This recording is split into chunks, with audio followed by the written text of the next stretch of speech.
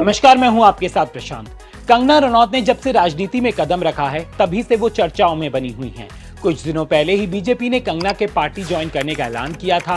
PM Modi ने कंगना पर विश्वास जताते हुए उन्हें हिमाचल प्रदेश की मंडी सीट से अपना उम्मीदवार बनाया है। कंगना इन दिनों प्रचार कर रही हैं, मंडी में रैलियां कर रही हैं। चुनाव जीतने के लिए कंगना जमकर मेहनत कर रही हैं और विपक्ष को लगातार घेर भी रही हैं। वहीं कंगना रनौत के राजनीति ज्वाइन करने पर बॉलीवुड एक्ट्रेस ऋचा चड्ढा ने अपना रिएक्शन दिया है। कंगना और ऋचा चड्ढा के बीच 36 का आंकड़ा है। भले ही दोनों ने पंगा फिल्म में साथ काम किया हो, लेकिन दोनों की ही विचारधारा एक दूसरे से बिल्कुल अलग है। कई बार दोनों एक दूसरे पर कटाक्ष भी कर चुकी हैं। अब ऋचा ने कंगना के राजनीति में कदम रखने पर कमेंट किया है। ऋचा ने एक लीडिंग मीडिया हाउस से बातचीत में कहा कि अभिनय क्षेत्र में जो भी व्यक्ति राजनीति में आना चाहता है उसे शुभकामनाएं, लेकिन मेरी ऐसी कोई आकांक्षा नहीं है। मुझे लगता है कि लोकतंत्र में अपनी राय रखने में सक्षम होना प्रत्येक नागरिक के लिए जरूरी है।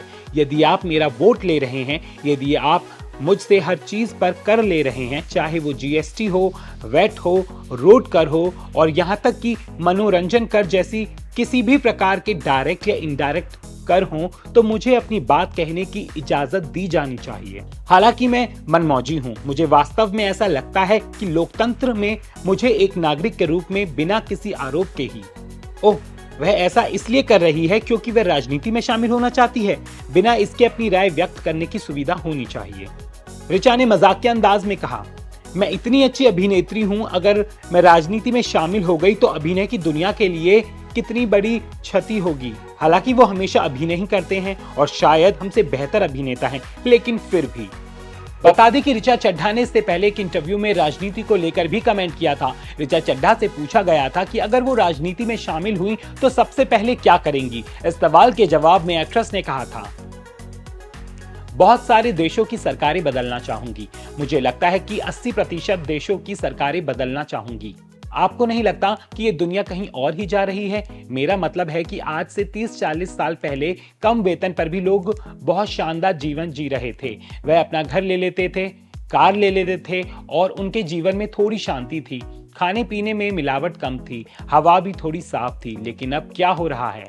आज तो खाने से लेकर दूध तक हर चीज में मिलावट है। ना हवा साफ है, ना पानी साफ है। मतलब करना तो है हमें विकास, लेकिन इसके उलट हम और गिरते जा रहे हैं। मुझे लगता है कि दुनिया भर के ज्यादातर देशों में कहीं ना कहीं कुछ ना कुछ गलत हो रहा है। बात करें कंगना और ऋचा की, तो दोनों ही बीते कुछ सालों में एक दूसरे पर जमकर भड़ास निकाल चुकी हैं। जब बॉलीवुड में नेपोटिज्म का मुद्दा गरमाया हुआ था, तब कंगना रनौत ने तापसी पन्नू, स्वरा भास्कर और ऋचा चड्ढा को बी ग्रेड एक्ट्रेस तक बता दिया था, जिसके बाद काफी बवाल मच गया था। इतना ही नहीं, पिछले साल जब कंगना की फिल्म तेजस बॉक्स ऑफिस पर फ्लॉप साबित हुई थी, तब ऋचा ने बिना नाम लिए ही एक्ट्रेस का मजाक उड़ाया था। बात करें दोनों के वर्क फ्रंट की, तो कंगना जल्द ही इमरजेंसी नाम की फिल्म लेकर आने वाली हैं, जिसमें वो भारत की पूर्व प्रधानमंत्री इंदिरा गांधी के किरदार में नजर आएंगी।